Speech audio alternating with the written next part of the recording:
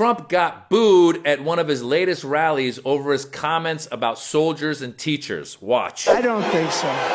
Can't possibly. But they've never held a private sector job in their entire professional careers. He's insulting teachers and soldiers. Oh my gosh. Well, this isn't the first time he's insulted soldiers. Watch. In a conversation with senior staff members on the morning of the scheduled visit, Trump said, "Why should I go to the cemetery? It's filled with losers." In a separate conversation on the same trip, Trump referred to the more than 1,800 Marines who were lost at Belleau Woods as suckers for getting killed. John McCain, who has been, in my opinion, not so hot. And I supported him. I supported him for president. I raised $1 million for him. It's a lot of money. I supported him. He lost. He let us down. But, he lost. So I never liked him as much after that because I don't like losers. But Frank, let me get to it. He hit me. He's not a war hero. He's a war hero. He's a war hero. 5.5 years. He's a war hero because he was captured. I like people that weren't captured. This guy doesn't respect anybody. Who attacks teachers and soldiers? A megalomaniac, a sociopath, a nut job. By the way, this is how he plans to run education in America if he wins. I will shut down the Federal Department of Education and we will move everything back to the states. We'll keep approximately 3 people in Washington just to make sure that you're teaching English, okay, as opposed to another language. We'll end the leftist takeover of school discipline and juvenile justice. Many of these carjackers and criminals are 13, 14, and 15 years old. I will order the Education and Justice Departments to overhaul federal standards on disciplining minors so when troubled youth are out in control, they're out on the streets and they're going wild, we will stop it. The consequences are swift, certain, and strong, and they will know that. Can you imagine the Department of Justice evaluating the kind of punishment your children should receive at school? And don't even get me started on his plans for the military. Listen to this. Let me use these guys to guide our military a little bit. When you can win so many races, that's okay, you guide. Same thing with coaches. You take some of the greatest football coaches, you put them at a table. What do you like, coach?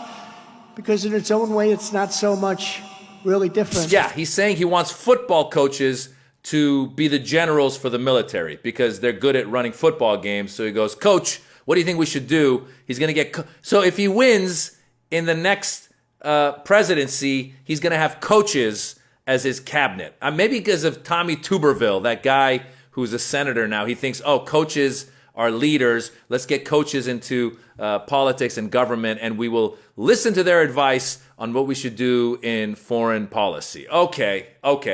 The guy is clearly out of his mind. Let's go with the military first. He does not respect the military. He famously avoided the draft by having bone spurs, quote, bone spurs on his feet that kept him out of the Vietnam War. And then on Howard Stern, he said that his personal Vietnam War was avoiding STDs in all of his single days and bachelor days and even married days in New York. So he sees the military and soldiers as suckers and losers. He said that.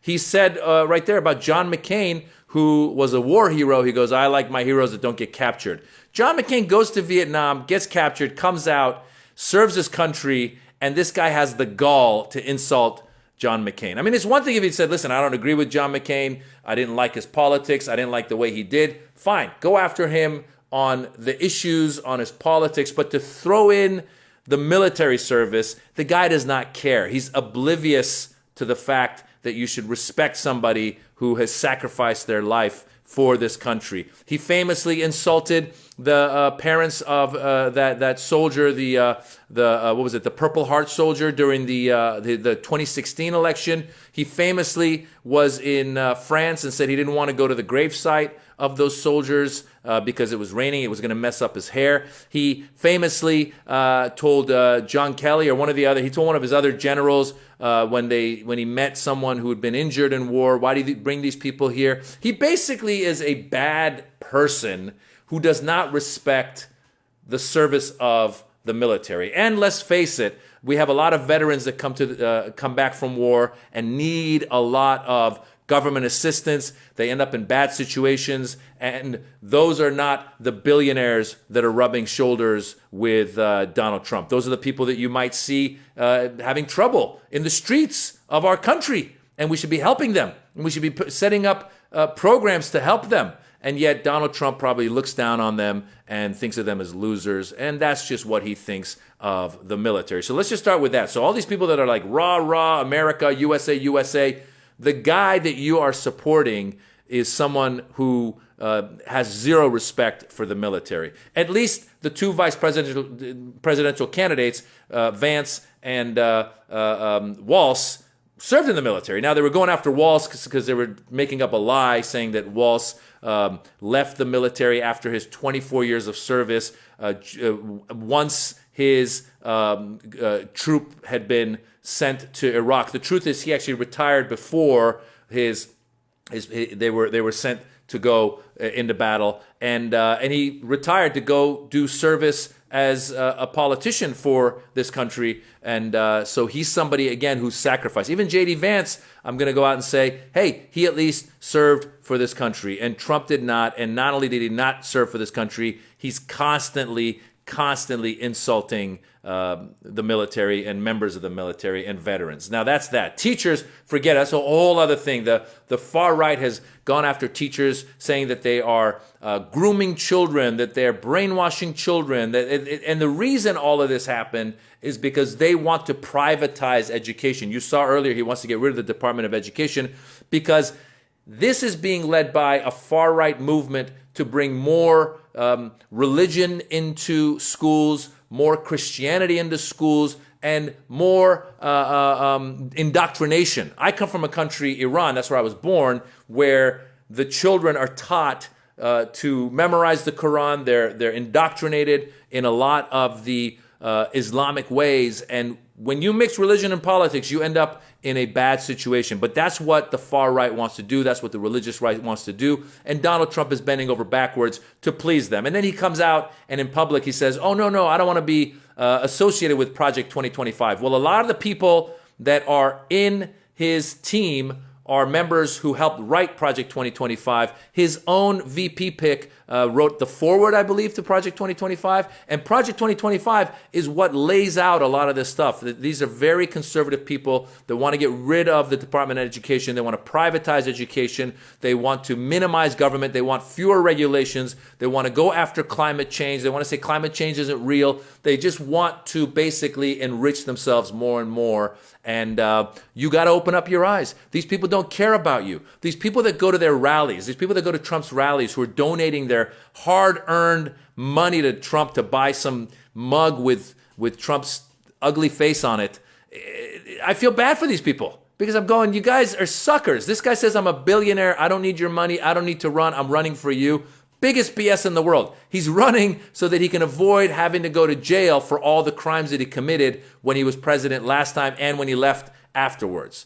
And if he really is a billionaire, doesn't need your money, then why does he keep getting donations from you? Didn't Elon Musk just say he wants to give him $45 million a month? And Elon said, that's not what I said. All right, 10 million, whatever. Aren't these billionaires giving Trump enough money? Why do his constituents need to donate to him? These poor people who basically who are earning minimum wage go to his rallies, give him their money, and he doesn't respect you.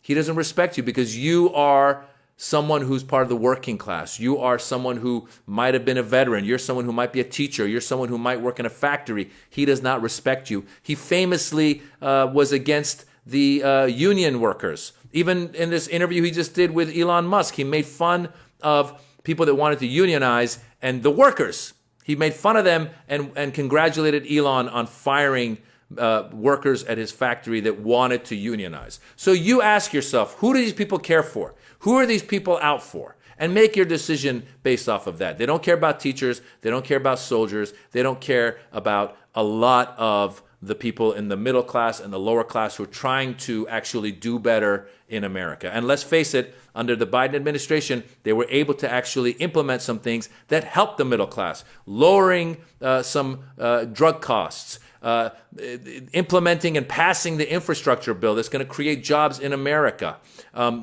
forgiving student debt that would help people get on their feet. These are all good things, and yet the Republicans and the far right are against these things. Why? Because they're being controlled and manipulated by billionaires who don't want to share any of their wealth. Vote accordingly, folks. Vote accordingly. I'm comedian Maz Jobrani. I've got a special on YouTube. It's called The Birds and the Bees. I want you to check it out. It's free. You're here anyway. Hit the button. Go check out The Birds and the Bees. And if you like it, give it a thumbs up. Tell your friends. If you don't like it, keep it to yourselves. Bye.